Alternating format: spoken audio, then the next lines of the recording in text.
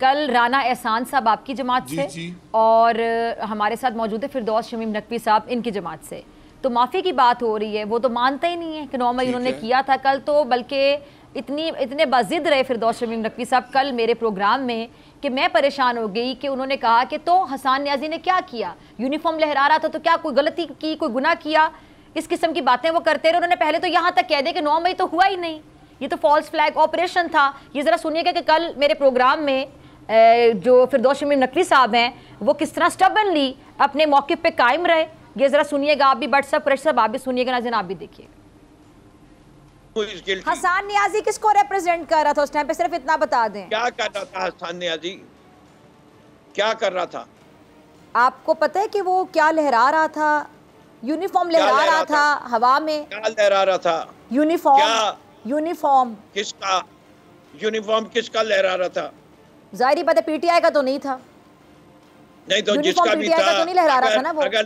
अगर पाकिस्तान में पुलिस का यूनिफॉर्म पहन के, फौज का यूनिफॉर्म पहन के जा सकते हैं तो यूनिफॉर्म लहराना कोई गुनाह है? सर आपका ये बहुत बड़ा बयान है, ये जो आज आप मेरे प्रोग्राम में बयान दे रहे हैं, ये आप बहुत बड़ी एक और गलती कह रहे हैं कि आप उस चीज का दिफा कर रहे हैं। आप 9 मई आप कह रहे हैं कि यूनिफॉर्म वो जो लहरा रहा था, मैंने सिर्फ हसन न्याजी की एग्जांपल दी है, बाकी पता नहीं क्या क्या कुछ वहाँ पे करते रहे आप। जी कुरैशी साहब आपकी तरफ भी आऊंगी इस पे। पहले बट साहब आपका मैं इस पे मौक़िफ़ चाहूंगी कि आप कह रहे हैं ना माफ़ी और गलती का एहसास, वो तो कह रहे हैं कि कोई गलती है ही नहीं। कल का क्लिप है, कल के प्रोग्राम का। देखे ना, मैं यही कहना चाहता हूँ कि ये लोग, इनको ये पता ही इन्होंने क्या किया। इन्होंने शोधा के जो मुजस्मे बने थे उनको जलाया, आर्मी के उधर कोर कमांडर के घर पे हमला किया, आग लगाई। मुझे बताएं, अपनी फ़ौज, अपनी जो पाकिस्तान की हिफाजत करती है उनके साथ ऐसा करते हैं। और फिर इमरान खान, वो देखे ना, डॉक्टर राशिद थी एक, उनकी आप वीडियो निकालें जब वो कह रही थी इकट्ठे होकर इस तरफ जाना जिधर कोर कमांडर का घर है, वो भी इनको सुना दें। तो इनको चाहिए कि ये माफ़ी मांगें।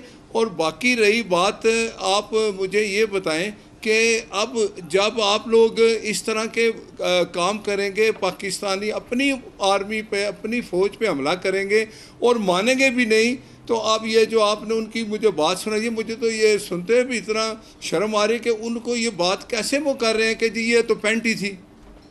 तो ऐसे लोगों को तो सज़ा, इनको सज़ाएँ अदालत ने देनी है, अदालत से इनको सज़ाएँ मिलेंगी। अभी इमरान खान को वो 9 मई वाले वाक़े में बाकी कुछ लोगों को सज़ा मिली है, बाकियों को सज़ा मिलेगी। और इनको माफ़ी जब तक नहीं मांगे, कौम इनको माफ़ नहीं करे। बाकी रही बात ये, आपने कहा जी कि वो जो सुन्नी इत्तेहाद वाली सीटों वाली बात है, देखें सुन्नी इत्तेहाद के जो लोग हैं उन्होंने तो कभी दरख्वास्त दी नहीं कि हमें मखसूस, उन्होंने तो इनकार किया गया इलेक्शन कमीशन के पास कि हमें सीटें नहीं चाहिए। तो सुप्रीम कोर्ट ने अगर वो फ़ैसला रोक दिया है तो जो अदालत फ़ैसला करेगी, मैं तो कहता हूँ कि इलेक्शन कमीशन और अदालत का जो फ़ैसला है वो तो हम सब मानेंगे, जो वक्त आएगा बताएगा। अभी तो किसी को वो सीटें नहीं मिली, वो रुक गई हैं।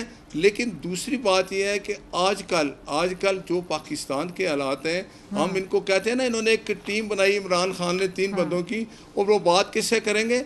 आर्मी चीफ से। अभी आपने ISPR की प्रेस कॉन्फ्रेंस सुन ली, अब उनको जवाब मिल गया है। इन्होंने अगर बात करनी है तो फिर हुकूमत से करनी है, जो हुकूमत में बैठी सियासी जमातें उन्हीं से करनी है।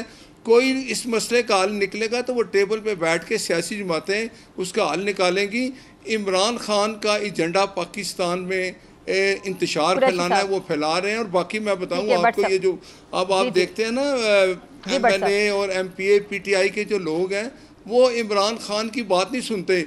वो जेल में जाते हैं, आके ये बताते हैं जी हमें कहा जी अपोजिशन लीडर बन जाओ, हमें कहा जी ये हाउस ऑफ द लीडर फलां होगा। इनकी ये लड़ाई है, इन्होंने असम्बली में बैठ गए हैं, इंजॉय कर रहे हैं।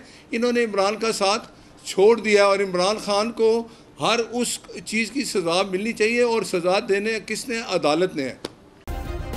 सब्सक्राइब करें और बेल दबाएं ताकि कोई खबर रह न जाए।